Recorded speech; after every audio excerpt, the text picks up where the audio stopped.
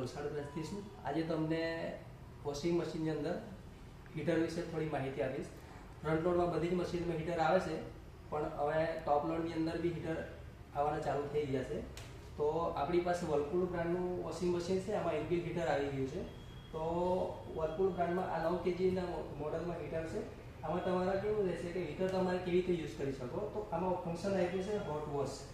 Hot વોશમાં તમારું રોમ છે, hot છે અને એલર્જી મોટું છે।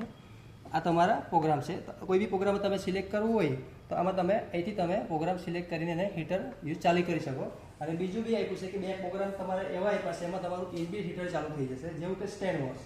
સ્ટેન્ડ વોશમાં તમે જેવું જાશો એટલે તમે હીટર ચાલુ કરવાની જરૂર ના પડે। એમાં તમારું મેક્સિમમ જો હીટરની કેપેસિટી હોય 60 ડિગ્રી સુધી ગરમ પાણી તમે કરી શકો અંદર। તો તમે કપડાં ધોવું હોય તમારે ગરમ પાણી તમે ધોઈ શકો છો। તો આમાં કેવું રહેશે કે તમારા જેવા જિદ્દી ડાઘ હોય, જેવા કે ઓઇલવાળા કપડાં છે, ગ્રીસવાળા કપડાં છે, ચાઇના ડાઘ છે, અને એ કપડાં તમારા 48 કલાકની અંદર થયેલા છે, તો એવી તમે આ પ્રોગ્રામની અંદર ડાઘ કાઢી શકો। બીજો છે એન્ટીબેક્ટેરિયાવાળું પ્રોગ્રામ છે, એમાં બી તમારું હીટર ચાલુ થઈ જશે। જેવું કે હોસ્પિટલાઇઝ કપડાં છે એને તમે ધોઈ શકો।